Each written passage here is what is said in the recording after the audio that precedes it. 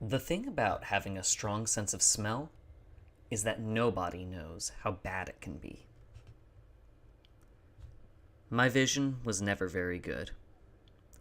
My hearing is nearly ruined by my already poor ears getting pounded about by tinnitus, day in and day out, forever.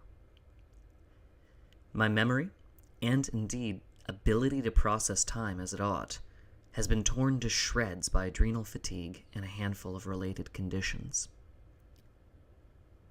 Even my sense of bodily placement isn't well refined. I've always been clumsy, at best. But my saving grace has been my sense of smell, my palate. I've carved for myself a set of hobbies which can make the most of this. Not only can I taste spirits, coffees, teas, and chocolate, but I can know them with ease. If something is hidden in there, you know I will find it.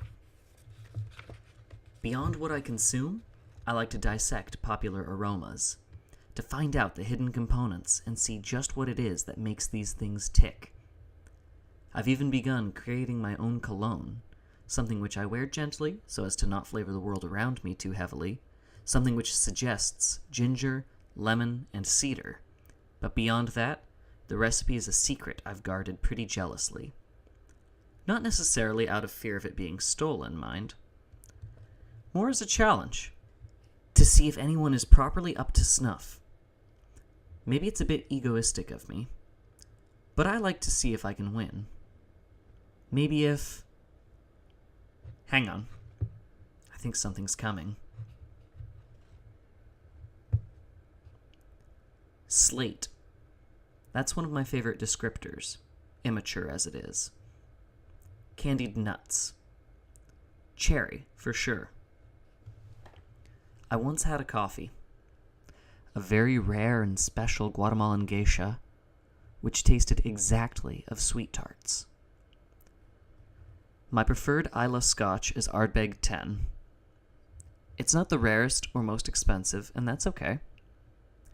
The aromas of ocean brine remind me of some of my favorite days growing up, and the flavor wraps around to campfires and bacon, speaking of cozy evenings and full breakfasts respectively.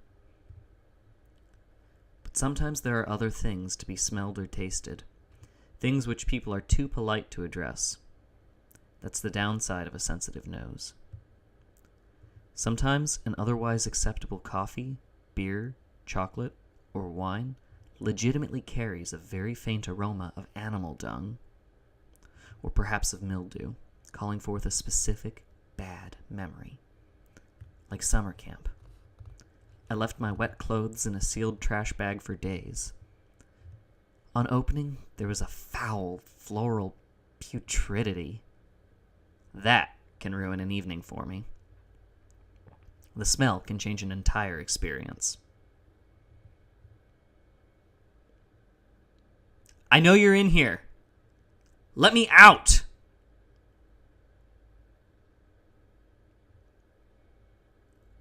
Old tool steel.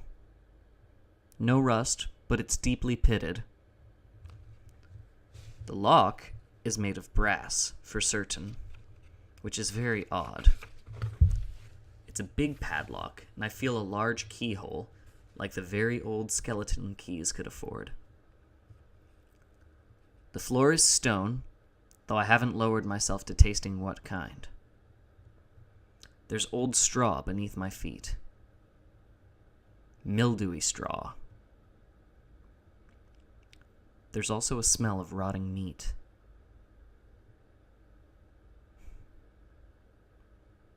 It's pitch dark in here.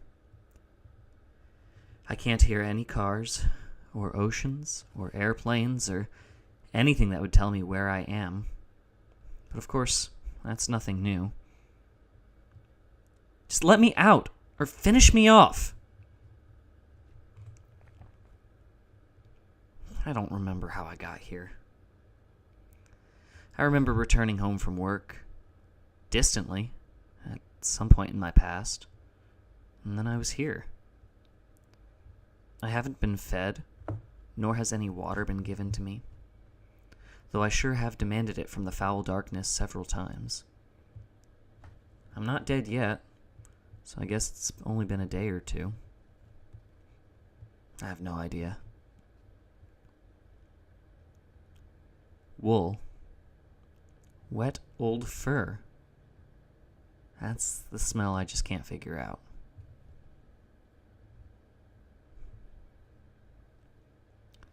The fact that I had somehow slipped into an uneasy sleep was something I did not anticipate through my terror, and something I only realized after my worst awakening. Something was rattling the bars of my old cell.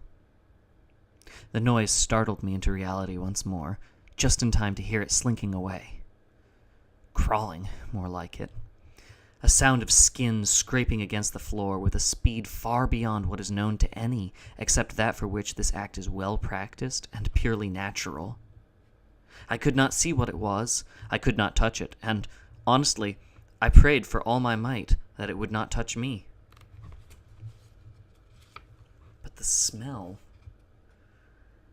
it was acrid, oily, and cloying. The kind of smell that fills your mouth and lungs and nose and mind. Rot. Old meat. Mildew. Sulfur. Wet fur. But there's something more in there I don't want to acknowledge.